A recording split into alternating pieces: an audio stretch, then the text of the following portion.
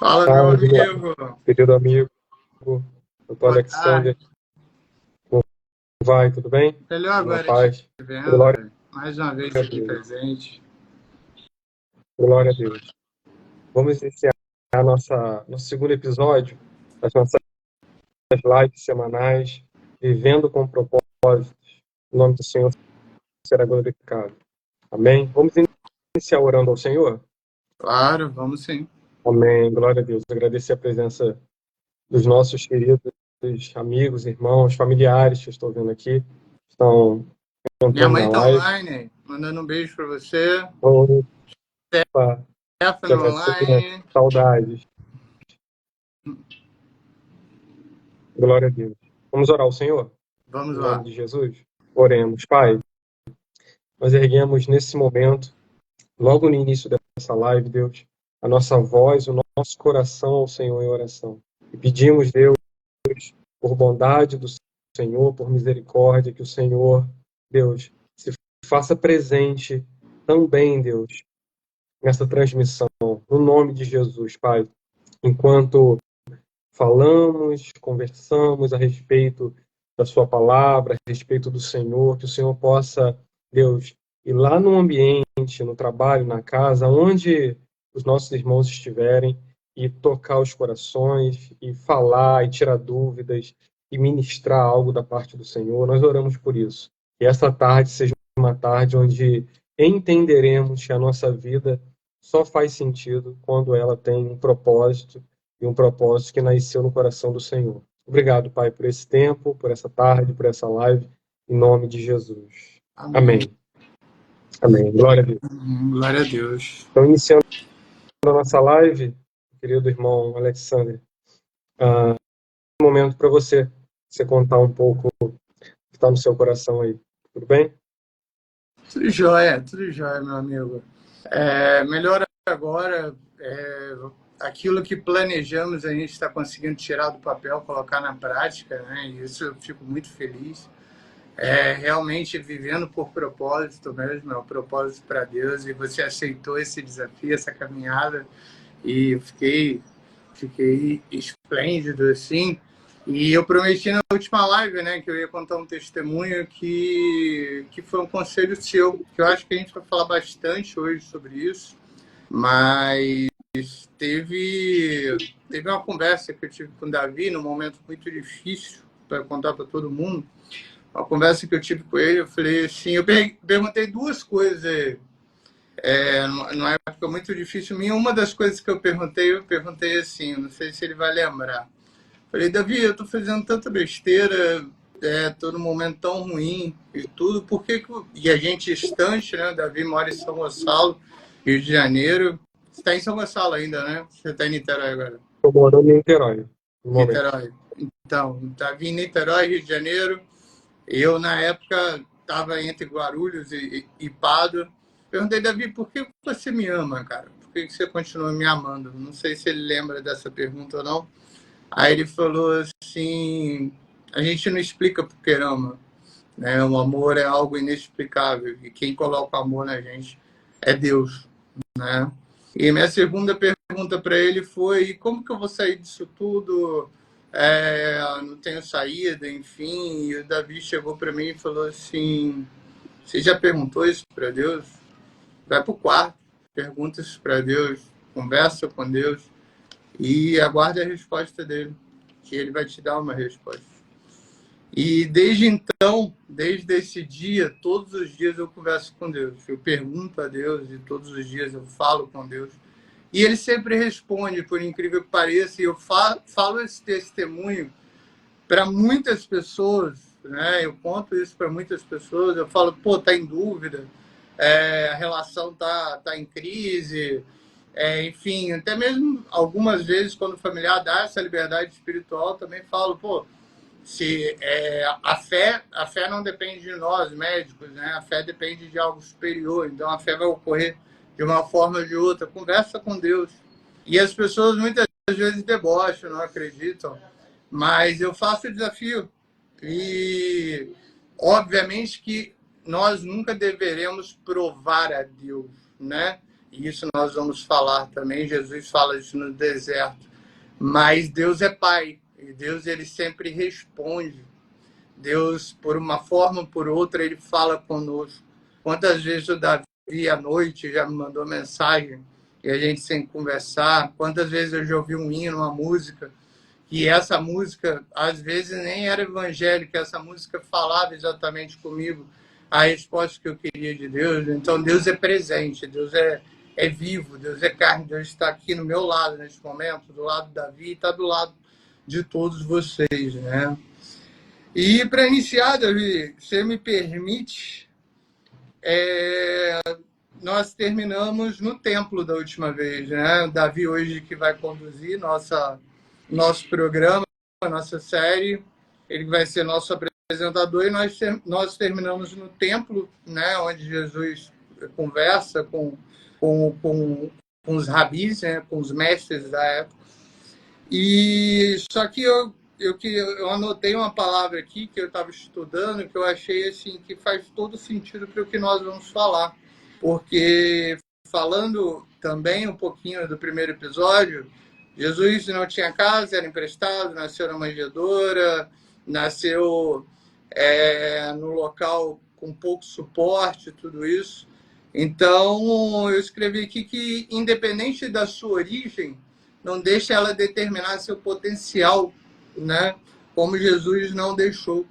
Muitas vezes nós vamos ter um pouquinho mais de dificuldade, um pouquinho menos de dificuldade para chegar no nosso objetivo ou no nosso propósito, mas a nossa origem não pode mudar o nosso potencial, né? E, pelo contrário, Deus, independente de o que fizemos, né, ou que somos, ele não esquece da gente. Existe uma música assim, né? Para quem quiser ouvir, ele não desiste de você, então ele não desiste da gente, e sempre nos ama como Pai, ainda pecadores, mas ele sempre está a postos para nos perdoar. Perdão, Davi, pode começar. Me alonguei um Amém. pouquinho, mas é porque eu acho que talvez muitas pessoas precisavam ouvir isso também. Eu creio nisso. Amém por isso. Parabéns pela transformação que você tem experimentado dia após dia. Deus te abençoe tremendamente, tremendamente. É o que você falou, resgatando um pouquinho do Jesus ele não nasceu por um acaso, ele não se revelou.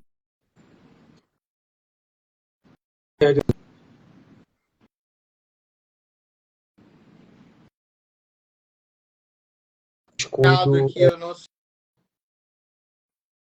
sei, Voltou? eu não sei se está para todo mundo. Está um pouquinho Voltou mais agora, caro. Agora sim, agora melhorou. Eu estava dizendo que Jesus ele não nasceu por um acaso. Ele não se revelou na fase adulta para ficar famoso. Ele não realizou milagres para o seu próprio interesse, para alcançar algo de próprio interesse. Ele, principalmente, não morreu por um descuido das circunstâncias, simplesmente porque os judeus o entregaram, os romanos o crucificaram, não. Jesus viveu em prol de um propósito. E eu posso afirmar que, enquanto não vivermos entendendo qual é o propósito de Deus para as nossas vidas, nós estaremos dormindo, acordando, virando um ano e mudando de profissão ou não, continuando, sem uma realização completa. Jesus ele nos dá o exemplo nas páginas dos evangelhos na Bíblia do que significa viver uma vida com propósito. Ok? Então, no nosso roteiro aqui, nós vamos falar um pouquinho sobre a Páscoa, ok? Na verdade, é uma curiosidade, assim, né, que falamos um pouquinho da semana passada e tem tudo a ver com Jesus, né? Tem tudo a ver com Jesus. Então, olha, a Páscoa, num sentido histórico, ela é uma referência, segundo o livro de Êxodo, lá no Antigo Testamento, a libertação do povo ainda não caracterizado como o povo de Israel, mas conhecido como os hebreus, que não era uma nação ainda constituída, então a libertação dos hebreus do Egito. E a palavra Páscoa, em hebraico, é a palavra Pessah, e ela Isso, significa passagem. Então é uma referência ao destruidor, vamos dizer assim. Ele passaria é, na casa dos habitantes, dos moradores no Egito. Então, quem não tivesse a marca do sangue, conforme a orientação do Senhor, nos umbrais e na verga das portas, essa pessoa, o destruidor, entraria na sua casa e o primogênito morreria. Então, esse é o sentido histórico judaico da Páscoa. É a libertação do povo hebreu do Egito com o livramento da morte dos seus filhos. E aí esse sentido espiritual se cumpre, o sentido verdadeiro, ele se cumpre em Cristo, porque quem tem a marca de Cristo, espiritualmente falando, a marca do sangue de Cristo, nos umbrais da porta da sua vida, do seu coração, não experimenta a morte. Não experimenta a morte eterna, né? A morte, a segunda morte que Apocalipse, capítulo 20, vai falar. E uma coisa que eu acho interessante, Alexander, é o seguinte, que o mérito da salvação, o ato de ser salvo, esse mérito não é da pessoa que está sendo salva. Ou seja, eu sou um bom pai, eu sou um bom profissional, eu trato bem as pessoas, sou educado, tenho bons pensamentos a respeito do mundo, da política, e seja lá o que for, e isso me garante a salvação. Não, não é assim que funciona. Se nós olharmos para a Páscoa lá no Egito, nós vamos entender que o pré-requisito para ser liberto, né, da morte é a marca do sangue. Foi a marca do sangue. e Então eu não queria te importa se o perguntar filho, isso. Não, pode falar, pode só continuar que eu te interrompi. Vai lá, para perdão. concluir, só para concluir o raciocínio aí, não importa, naquele momento não importava se o filho ele fosse o melhor aluno na escola, se ele, né, contextualizando, se ele fosse muito bem educado e amasse seus pais, respeitasse, não importa. Se não tivesse a marca do sangue, morreria. E da mesma forma, não importa se o filho ele fosse é, um jovem que estivesse roubando, que estivesse fazendo tudo de errado, não importa. O que importa é que se tivesse a marca do sangue, ele seria livre. Só que isso não pode nos causar a falsa sensação de que Jesus garante a minha salvação e eu faço o que eu quero. Não é isso. Quem é salvo, quem experimenta da transformação de Cristo, ele automaticamente tem a sua vida transformada. Amém? Perfeito. Davi, eu só queria. Sim. A Stephanie até complementou, eu acho que vai complementar um pouquinho da minha pergunta. Né? A Stephanie perguntou o seguinte: eu vou falar a pergunta da Stephanie depois, só para você não se perder. Tá. Pelo que eu estudei, foi 1445 a.C., né, para desmistificar muitas pessoas e tudo. A Páscoa nasceu ali, né, justamente no Êxodo, né, no momento que Moisés ia libertar os hebreus, é como se fosse uma comemoração da libertação, né, dos escravos de Israel, libertação dos hebreus, e Deus falou com Moisés, né, justamente para pegar um cordeiro, sacrificar o cordeiro, né, o que ocorre depois também, sacrificar o cordeiro e colocar na porta de cada um, pois o anjo da morte passaria, me corrija se eu estiver errado, pois o anjo da morte passaria e ele pularia essas casas, né, as quais tivessem com sangue na porta ou ungido, enfim. E a Páscoa seria justamente essa passagem, né, do momento de muito sofrimento, né, dos hebreus e tudo isso, para o momento de libertação, no momento de maior tranquilidade. E depois, passado isso, né, foi no dia 14 e 15 de abril, se eu não me engano, 14 e 15 de Nissan, né, que eles comemoram. E passado isso, os pais sempre deveriam passar essa informação para os filhos, ou seja, do sofrimento dos hebreus, justamente para explicar de onde eles vieram, ou seja, da sua origem. Mas muito é falado também, como você mesmo citou, muito é falado também sobre o juízo final, sobre o Apocalipse, sobre a salvação, arrependimento dos pecados, como você mesmo falou. Isso naquele momento ali talvez não teve tanta importância assim. Indo para a pergunta da Stephanie, que é exatamente em cima disso, ela pergunta assim, Davi, o que você entende sobre o versículo que diz que será salvo tu e tua casa, mas ao mesmo tempo a salvação é individual? Aí ela pede para você explicar essa visão. Naquele momento, era mais importante, por exemplo, a libertação dos hebreus, talvez seja esse o significado, era mais importante acabar com aquele sofrimento e o êxodo através de Moisés, ou não? Ou tem algum outro significado do sangue na porta, por exemplo, para o anjo da morte?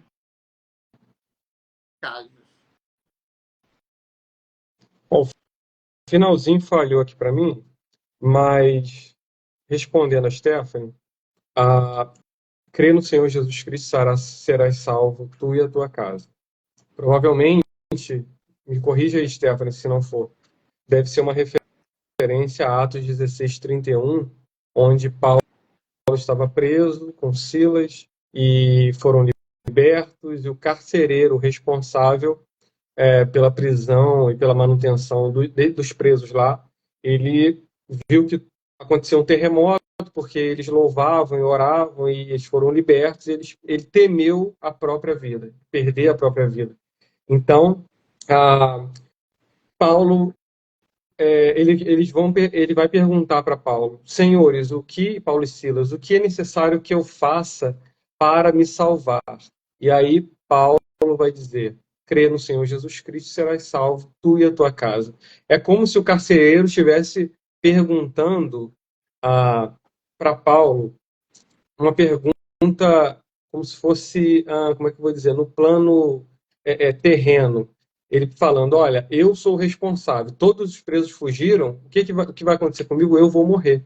Eu vou ser morto, porque eu sou o responsável e eu não cumpri com a minha função. E aí, Paulo ele responde no seguinte sentido: se você crê no Senhor Jesus Cristo, ainda que você seja morto por homens, você vai alcançar a salvação em Cristo. Paulo parece que mistura dois assuntos ao mesmo tempo. E ele estende a questão para dizer: uma pessoa que é salva, uma pessoa que experimenta transformação na sua vida pelo Senhor, ela automaticamente vai causar influência em outras pessoas. Quando a Stephanie fala a salvação é individual, é uma verdade. Indivíduos são salvos.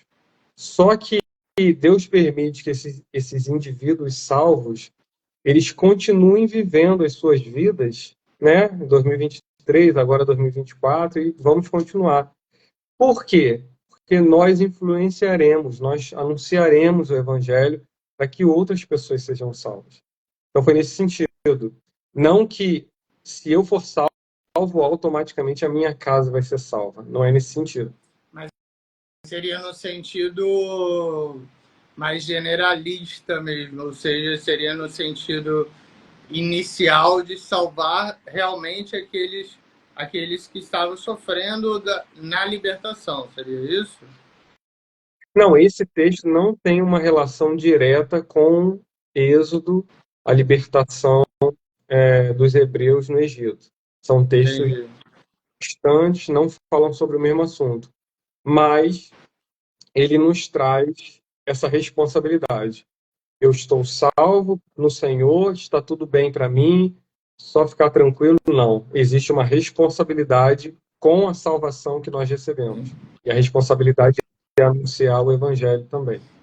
Ok? Perfeito, perfeito.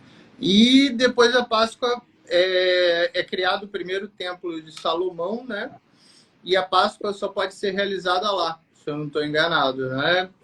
O cordeiro só pode ser morto lá e as pessoas iam até Jerusalém para comemorar tanto a Páscoa quanto tabernáculos, né? Quanto a festa das semanas, né? Isso, Pentecostes, exato. Então ia sempre para o Templo de Salomão, até que José e Maria e Jesus também se deslocam a Jerusalém, né? E a partir daí já é considerado um novo cordeiro, né? A partir de João Batista, é o Cordeiro de Deus que veio para tirar os milagres do mundo. E quando Jesus morre, então é outra pergunta que eu vou te fazer. O que eu li é que, na verdade, a Páscoa foi considerada como a morte de Jesus no Calvário, ou seja, o cordeiro que estava sendo morto, né, por nós, pelo perdão dos nossos pecados. Só que, culturalmente, nós comemoramos a Páscoa, a ressurreição de Cristo. A Páscoa, na verdade, ela significa quando Jesus é crucificado no Calvário, ou ela significa a ressurreição de Cristo, ou acaba significando as duas partes, querendo ou não, é o perdão dos nossos pecados? Essa pergunta é interessante porque existe essa confusão da tradição. Páscoa, como nós vimos, uma referência lá ao Egito e a saída dos hebreus, é uma referência à morte do Cordeiro. E essa morte é suficiente para salvar. Então, a Páscoa é uma referência à morte de Cristo, que nós comumente comemoramos na sexta-feira. Então, Páscoa é sexta-feira. Domingo de ressurreição é uma outra festa judaica, que vai fazer referência à festa das primícias. Então, é interessante nós pensarmos que, claro, como você falou, a salvação ela engloba tanto a morte de Cristo quanto a sua ressurreição. A morte para o perdão dos nossos pecados e a ressurreição para a inauguração de um novo reino, onde os salvos já vivem esse reino e viverão também futuramente e eternamente, mas numa outra perspectiva, num outro corpo, vamos dizer, num corpo transformado, onde a morte não existirá, Jesus vence a morte. E isso faz parte do projeto de Deus da salvação. Mas Páscoa significa a morte do Cordeiro se cumprindo na morte de Cristo. Mas Perfeito. se estiver no domingo, Oi? se você quiser me ligar desejando uma feliz Páscoa, eu agradeço Não, também. isso Não com tem problema, certeza. não. Isso com certeza. Até porque é uma comemoração, né? Aí sim Sim, seria sim. uma comemoração pela ressurreição realmente de Cristo, né? E pode ter certeza que eu vou ligar, quer dizer, eu não esqueço não, rapaz. Isso aí a gente não deixa para trás, não. Mas eu acho que só aí a gente já desmistifica bastante, né? Tem muita gente que acha que a Páscoa foi criada a partir, né, da morte de Jesus Cristo, né? Ou seja, da crucificação de Jesus Cristo, e não, né? Na verdade, ela foi criada há 1500 anos antes de Cristo, né? Na época ainda de Moisés e tudo isso. Mas vai lá, Isso. Deixa vai eu só lá. falar, só te interromper rapidinho. Isso aí nós deixamos para a terceira ou para a quarta live, o episódio, mas só para colocar um saborzinho, é interessante nós conhecermos as festas judaicas, as 7 principais festas judaicas, fala lá em Levítico 19, e entendermos que os grandes acontecimentos na história de Cristo, na história da igreja, aconteceram exatamente no dia em que uma das festas estavam sendo comemoradas. Então, nós vimos na live passada que Jesus teria sido gerado no ventre de Maria na festa do Hanukkah, que é a festa das luzes. E é interessante, só um parênteses que, no geral, quando uma criança nasce, quando a mulher, né, ela vai dar à luz a um bebê, nós falamos exatamente essa expressão, dar à luz, ou seja, uma criança que estaria no escuro do ventre, ela nasce para contemplar a luz do mundo, não é isso? A ideia é mais ou menos essa. Sim. Só que com Jesus foi o contrário. Jesus é a própria luz. Ele mesmo disse, eu sou a luz do mundo. Então, Maria, ela não teria dado Jesus à luz, mas Maria teria feito com que Jesus nascesse para que o mundo visse a luz que está em Jesus. Mateus capítulo 4 se cumpre a profecia onde Jesus vai dizer que um povo que andava em trevas viu uma grande luz. Isso se cumpre no nosso Senhor. Só esse detalhezinho. Então Jesus ele foi concebido no ventre de Maria na festa do Hanukkah, das luzes. Ele morreu exatamente na Páscoa, ressuscitou exatamente na festa das primícias. Então existe essa relação bem interessante. Ele nasceu, né, muito provavelmente na festa dos tabernáculos, e a festa dos tabernáculos é uma referência à habitação de Deus entre os homens. Olha que interessante, é o Emanuel, né? Emanuel, Deus conosco. o Deus entre nós, né? Isso aí, exatamente. Tabernáculo, e aí tem a festa de semanas, não é isso? Oi? Aí tem a festa dos tabernáculos e tem a festa de semanas, né? Não sei se é essa a pronúncia ou não, mas tem a festa de Das semanas. semanas. Oi? A festa das semanas. Das semanas, exato. Que é chamada também de Pentecostes, por contar-se exatamente 50 dias após a Páscoa. Então, contava-se essas semanas ou 50 dias, e aí, no dia posterior, comemorava-se essa festa. Perfeito. Então, falta 2, pessoal. Estou aprendendo, viu? Já aprendi 5 já. Já aprendi 5. Já só falta 2. Vão acompanhando aí. O pessoal vai aprendendo aí. E antes de mais nada, Davi, só dar boa tarde e agradecer esse horário aí, 4h15 da tarde, pessoal presente. Cecília Freire, Dona Roseli, minha sogra, Emiliana, Laurino, Pedrosa, minha mãe, um beijo, sua bênção. William, nosso primo, não sei se minha irmã recorda. Rafaela. Sua irmã Rafaela. Ei, Rafa, boa tarde, saudades. Bibi Mateus Bruna, boa também. tarde. Stephanie, Dedilene entrou. Monique entrou, minha cunhada. Márcio, nosso primo também. Doutor Reinaldo. Selma. Então, assim, estamos passando a mensagem para muitas pessoas, né? E tenho certeza que todas já estão cheias do Espírito Santo. E a Steph está acompanhando, eu tenho certeza. Para não perder o costume, vou pedir o carregador, né, porque meu celular está descarregando. Mas aí, por favor, Davi, continuando a Páscoa, então, eu acho que mais ou menos falamos um pouco. Tem mais algum detalhe que você gostaria da Páscoa? Falamos das 5 festas, que vamos falar um pouquinho também, mais no futuro.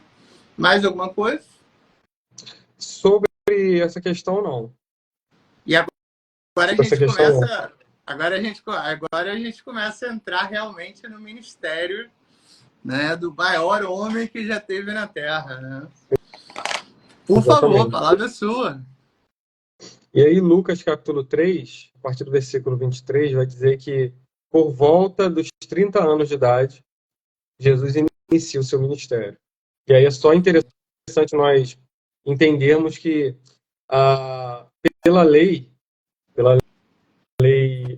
instituída por Moisés, lá em Números 4, por exemplo, fala um pouco sobre isso, os levitas, aqueles que oficiavam, né, o serviço sacerdotal, eles iniciariam com a idade de 30 anos. Então tem uma Então essa era uma idade de 30 anos. É muito provável que tenha sido por isso. Se Jesus começasse a ensinar, a buscar seguidores e a conduzir o povo para olhar para a maior obra que ele realizou, que foi na cruz, se ele fizesse isso com 20 anos, 25, é provável que ele não teria tanto crédito como ele teve. E eu li algumas coisas, Davi, que muitas vezes os próprios discípulos falavam com Jesus, né? Falavam, está na hora, vamos anunciar para o povo e tudo. E ele falava, não, a hora, o momento não chegou e tudo isso, né? Que a gente vai falar agora, né, um pouquinho na frente. Ele falava, o momento não chegou e tudo isso. E pela Bíblia, né, nós paramos no templo no primeiro episódio e agora estamos falando com 30 anos de idade. É uma pergunta que realmente eu não achei nada em relação a isso, mas provavelmente foi a preparação de Jesus Cristo nesse tempo para realmente se tornar Deus e se tornar, né,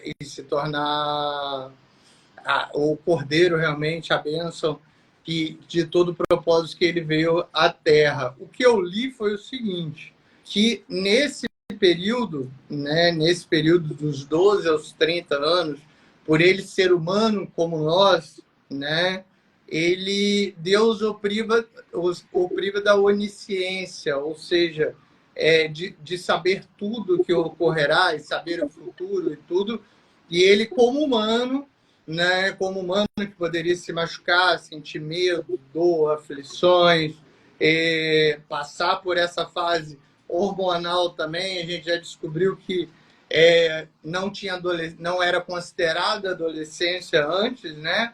O batizado ocorria nos 13 anos, que foi o que ocorreu com Jesus Cristo, mas ele, apesar de ter se tornado um homem, a única coisa que eu encontrei foi que ele se preparou através de estudos, através de sabedorias, através de muitas orações, de conversas, que ele já sabia que era Deus, como falamos no último episódio, quando ele vai no templo e fala qual susto, mãe, estou na casa do meu pai. Né? Então ele já sabia que era Deus e ele começa a se preparar.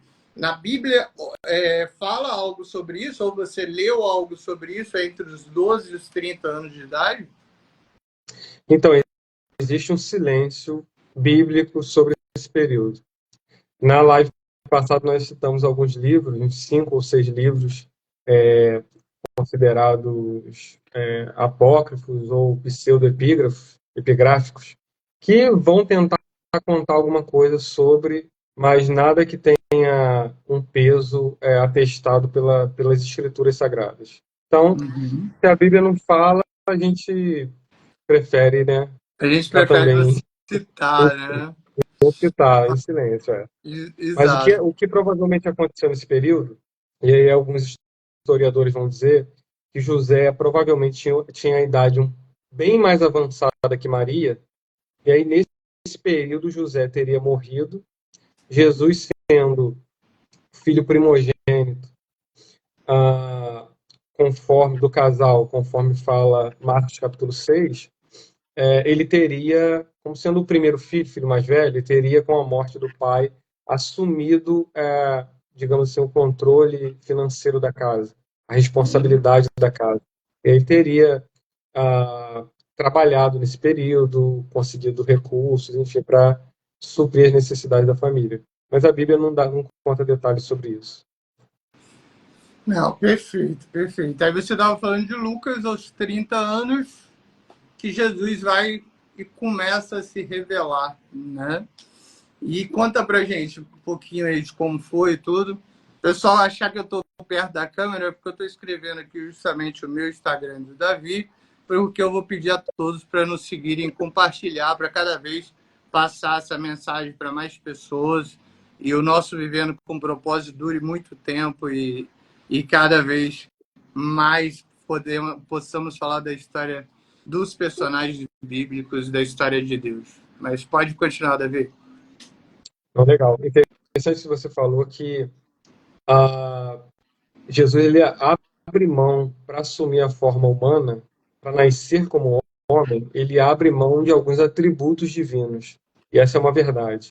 Como, por exemplo, o Deus que nós servimos, ele é onipresente. E um ser humano, ele não consegue estar em 2 lugares ao mesmo tempo. Então, é um atributo que Jesus abriu mão. Jesus abre mão de alguns atributos de fato. Mas Filipenses capítulo 2, a partir do versículo 7, vai dizer que ele assume a forma humana, mas para isso ele abre mão da sua glória e ele precisou passar por um processo, como nós falamos anteriormente. Jesus não nasceu sabendo ler, escrever, sabendo, né, um bebê, um super bebê, não. Ele provavelmente chorou quando sentiu algum tipo de cólica, algum enjoo, alguma coisa assim, enfim. Ele passou por esse processo. Sim. Ser humano, 100% homem e 100% Deus. Então, aos 30 anos, ele inicia o seu ministério e o ministério de Jesus deveria ser com a revelação da vontade do Pai. Em outras palavras, Jesus deveria apresentar o perdão de Deus. Jesus deveria mostrar para o mundo, para os homens, para a humanidade, né, que Deus, apesar de ter sido ofendido pelo pecado lá no Éden, Deus não estava chateado com a humanidade, querendo que todo mundo morresse. Não. Deus estava em Cristo, dando um passo em direção ao homem para a reconciliação. Eu vou até É mais ou escrever menos aqui, assim. porque eu tenho que te perguntar um negócio sobre isso, mas eu vou perguntar depois, lá no deserto. Eu vou escrever aqui, Tá, para escreve continuar, aí. perdão.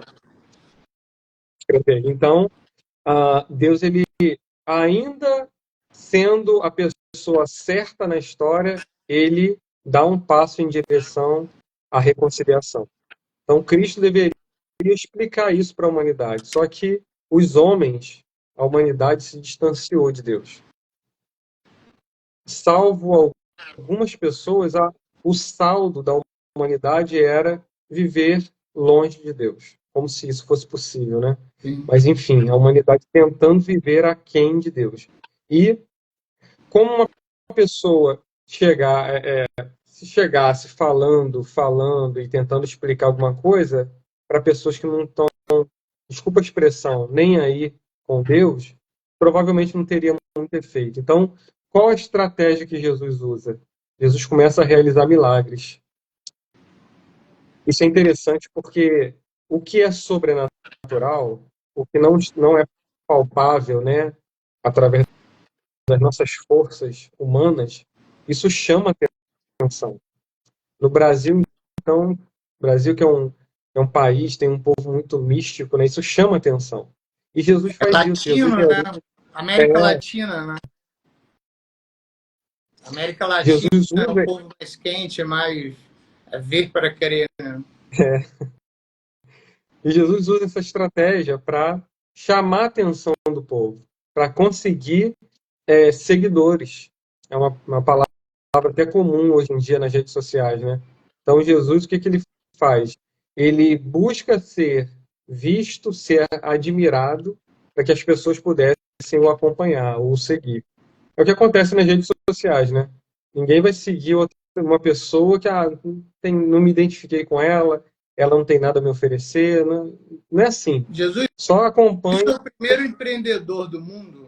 E empreendedor, quando eu falo, não significa a palavra dinheiro, significa bem no sentido da palavra, ou seja, empreender, trazer outros para próximo, trazer outros para confiar nele e acreditar na palavra dele. Jesus foi o primeiro empreendedor do mundo. Olha que interessante, né? Foi uma estratégia de marketing, né? Então ele realiza Então, exato. milagres. Foi o primeiro que realizou esse marketing, conseguiu trazer o povo para próximo dele. Que é uma pergunta interessante, né? Porque parece que ele chega lá no Mar da Galileia, lá, ele olha dois sujeitos lá, fala assim: ah, não, pega aí umas redes aí, volta a pescar e tal, que vai sair peixe e vem me seguir e tal. Ou larga tudo e vem me seguir, né? E não é bem assim, né? Jesus teve que convencê-los, né, para seguir, né? Ninguém segue ninguém sem ao menos ter uma noção, né? Sem ao menos ter uma palavra de credibilidade, né? Como eu acho que nós estamos aqui também, né? Se nós não tivéssemos nenhuma credibilidade, também não estaríamos aqui, né? E falando um Com pouquinho certeza. desse empreendedorismo, desse marketing, ele utiliza antes com o João Batista, quando ele é batizado, e ele chega para João Batista, e obviamente que agora falando de uma forma séria, né? E falando sobre o batizado, sobre todo o sentido batizado que teve, porque pelo que eu li, Davi, você me corrige se eu estiver errado, quem pregava e quem falava da palavra de Deus, quem não considerava o rei como Deus, antes de Jesus revelar sua identidade, era João Batista, né? Não sei, você pode me corrigir. Sim. Era João Batista e ele realizava o batismo dessas pessoas, falando realmente da palavra de Deus, de tudo que existia no Antigo Testamento, tudo isso. E Jesus, num ato que muitas pessoas consideram de humildade, mas talvez também tenha sido um ato de humanidade e não humildade somente, né, mas de humanidade por alguém que já vinha pregando pelo nome de Deus. Jesus deseja ser batizado por João Batista, João Batista se sente constrangido, mas e depois André e João, parece da André e João, João Batista fala: esse é Messias, esse é o Cordeiro de Deus, e acompanha-nos, né, que vocês aprenderão muito, enfim. É mais ou menos o meu jeito de falar, a minha forma de falar, mas como que foi mais ou menos isso, assim? Foi exatamente isso. João, ele nasce com um propósito. Nós vimos semana passada que João é fruto de um milagre, de um pai já idoso, de uma mãe estéril. Então nasce João com um propósito. 6 meses mais novo que Jesus, isso para que ele pudesse preparar o caminho do Senhor. Então ele aparece às margens lá do Rio Jordão, anunciando uma mensagem dura num ambiente deserto, né? Apesar daquele rio cortando. E a palavra diz, a Bíblia diz, em Mateus 3, em Marcos 1, Lucas 3, João capítulo 1 também, vão dizer que João ele prega e as cidades vizinhas vinham ou iam até ele para ouvir a sua pregação. E a pregação dele era dura, era uma pregação forte, dizendo: vocês precisam produzir frutos dignos de arrependimento. O que vocês estão fazendo aqui para os religiosos, né? Então, se permitam transformar pelo Senhor. Isso é É interessante. verdade, é verdade. A verdade, isso é interessante. E Jesus vem atestar esse ministério e dizer: olha, João, nas minhas palavras, né? Daqui para frente é comigo. Você anunciou a chegada do reino. Eu estou aqui como o representante maior, supremo, o rei desse reino. Então agora é comigo. E Jesus começa a anunciar que o reino de Deus estaria muito próximo e já estaria entre nós. Então, Jesus ele vem atestar o ministério de João Batista e dar Por isso prosseguimento.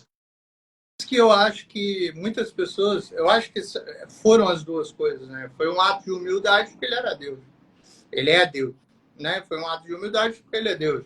Ele não precisava ter sido batizado por João Batista, né?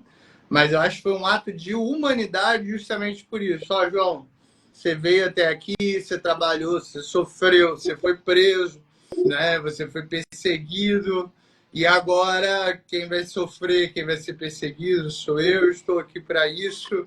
É como se fosse uma passagem de bastão mesmo, mas uma consideração justamente por quem, né, proclamava, né, o reino de Deus, e não falava que, por exemplo, que os reis eram Deus, ou enfim, outros deuses, né? E Jesus pede para ser batizado, é isso? Então, Jesus vai ao encontro de João e ele é batizado por João. Ele João pede para ser batizado. chega a dizer: eu não sou digno nem de desatar as sandálias, né, as alparcas lá dos seus pés. Mas isso acontece. Eu, particularmente, considero essa passagem de compreensão muito difícil, porque João está pregando o arrependimento. Sim. Venham até mim, arrependam-se e estejam preparados para o reino de Deus, para a chegada do reino de Deus. Jesus não precisava se arrepender, Jesus não precisava se preparar para o reino, ele era o próprio rei, não pecou. Então, qual o sentido de Jesus ter passado pelas águas com João, num propósito de arrependimento, de confissão de pecados, se ele era o próprio Senhor, o próprio Deus? É uma passagem difícil. Alguns teólogos vão dizer que aquilo ali seria uma figura do que se cumpriria na cruz, onde Jesus levou sobre si os nossos pecados, os pecados da humanidade. Então, no batismo de arrependimento, ele estava, vamos dizer assim, simbolicamente, representando a humanidade que iria se arrepender através da sua obra. Mas é uma passagem difícil. É uma Eu vou te fazer duas perguntas. Uma, se você acredita em alguma outra versão, né? Se você acredita que talvez essa versão seja totalmente simbólica e existe alguma outra versão. E a segunda é que se realmente houve esse batismo, se ele pediu realmente para o João Batista ser batizado, João Batista ainda fala que não era digno, né? Parece, não era digno de batizá-lo, né? Pois ele era o Cordeiro de Deus, enfim, né? Era o perfeito. Inclusive fala isso, não fala? João Batista fala com Jesus, o Senhor é perfeito, né? O Senhor não tem pecados. Se você acredita em alguma outra vertente em relação a isso, lembramos que a Bíblia ocorreu, né, há 2.400 anos atrás, então algumas coisas são simbólicas ou não. Ou se você acredita que Jesus realmente quis se equiparar à humanidade e mostrar e demonstrar para os demais que ele era humano também. O batismo de Jesus foi algo literal, aconteceu. Literal. Primeira coisa, aconteceu. Ok. Agora, o que geralmente se fala a respeito do batismo é que Jesus estava atestando o ministério de João quando ele decide passar pelas águas. É como se Jesus estivesse dizendo, tudo que João pregou é verdadeiro. Entendi. E para atestar isso, para testemunhar sobre isso, eu vou participar desse cerimonial da pregação desse homem. É o mais comum, mas eu prefiro pensar que seria algo um cumprimento na cruz, onde Jesus estaria representando uma humanidade arrependida. Eu prefiro pensar dessa forma. Perfeito. Aí Jesus passa, o João Batista pega a responsabilidade. E aí? Olha, interessante, rapidinho. Pode falar. O primeiro encontro de Jesus com João Batista, narrado na Bíblia, lá em Lucas capítulo 1, Jesus estava no ventre de Maria e João Batista estava no ventre de Isabel.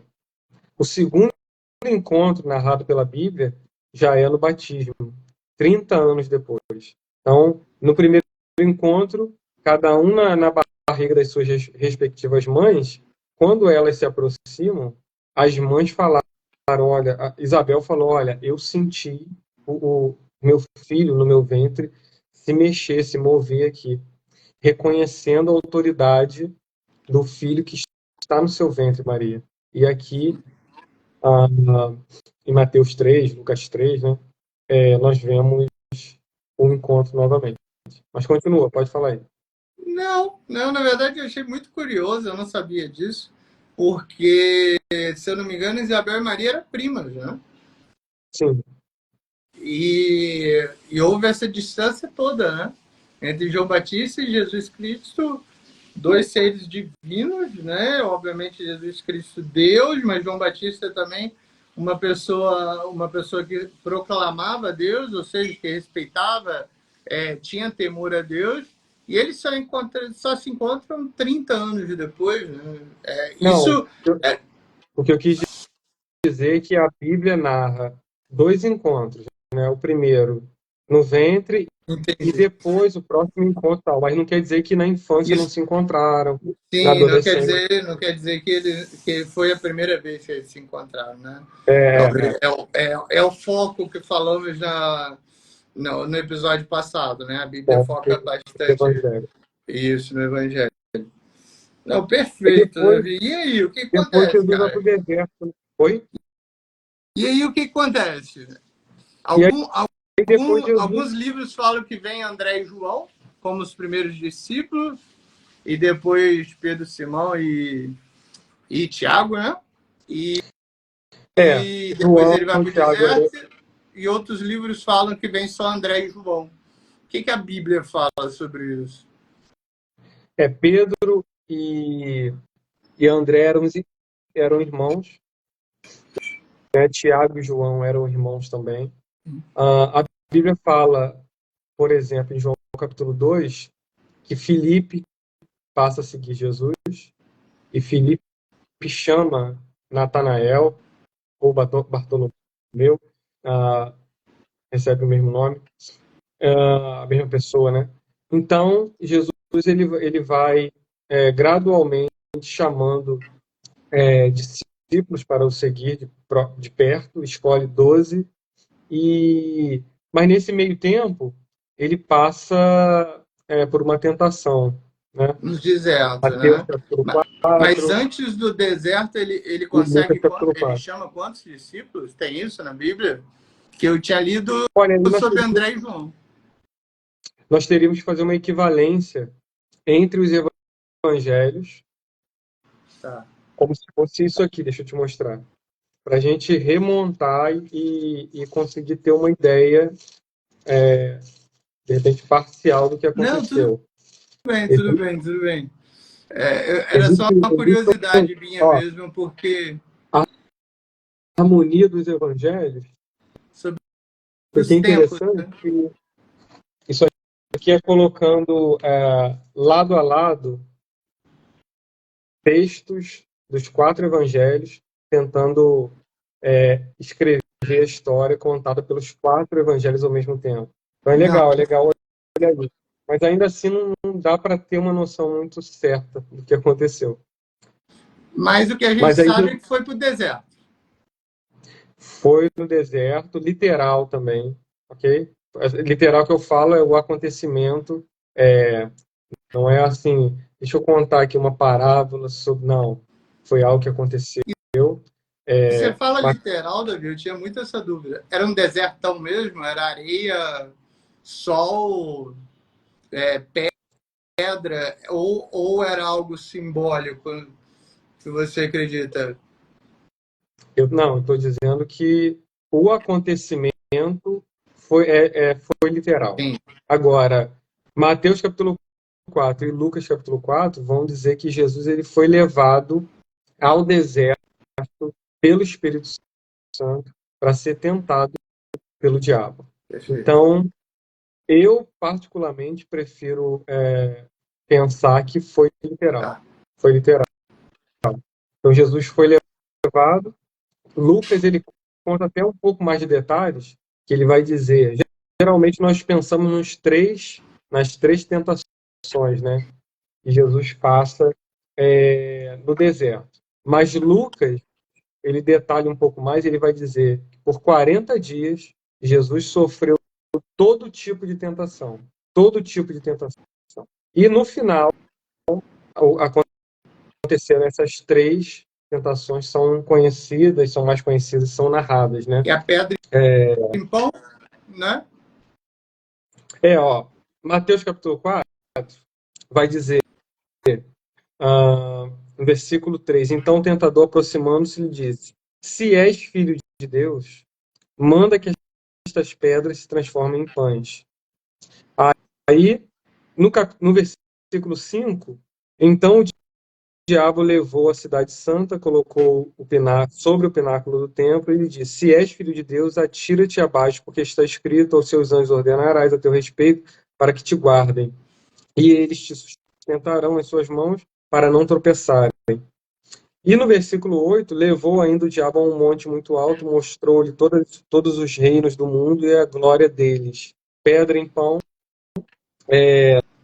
no versículo 3, no versículo 5, atira-te de um lugar muito alto do templo, né? E os anjos vão te guardar. E usei. E no versículo 8, você vai receber fama, né? A glória do mundo. Assim. Mas Vamos a ver se eu estudei tentação um de. pouquinho? Deixa eu ver se eu estudei um pouquinho. Vamos lá? Vamos lá? Pode ir? Pode Vamos, ir? fala Não. aqui. Pode ir. Primeira, se você é mesmo Deus, transforme pedra em pão. Nem só de pão viverá o homem. Se você é mesmo Deus, atire-se desse monte, pois os anjos irão te salvar. Nunca deverás provar a Deus. Se no terceiro, eu sou o dono de todos esses reinos, eu posso te dar todos esses reinos. Eu sigo somente a um Deus, e somente a esse Deus eu farei culto. Somente a esse Deus eu representarei. É mais ou menos isso? Estudou nota 100. É isso aí. Mas tem um detalhe, que Pode muitas das falar. vezes nós lemos o texto e pensamos, Jesus na tentação ou nas tentações no deserto, ele foi motivado a transformar pedra em pão. Ele foi desafiado a saltar de um lugar muito alto para os anjos o guardarem. Ele foi desafiado no seu coração, no seu íntimo, a querer todas as glórias do mundo e tal. E, na verdade, a tentação não foi essa.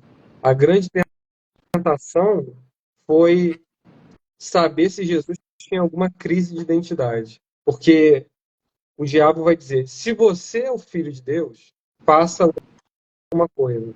Então, a tentação foi, você realmente é filho de Deus ou não? Essa dúvida, né? E o Será que diabo, você é o Messias? Você é o escolhido mesmo? Você nasceu e de o uma mulher? diabo, e o diabo usa a Bíblia, né? E isso é muito falado, né? Que o diabo é uma, talvez depois de Jesus e depois de Deus, o diabo seja o maior conhecedor da Bíblia, né?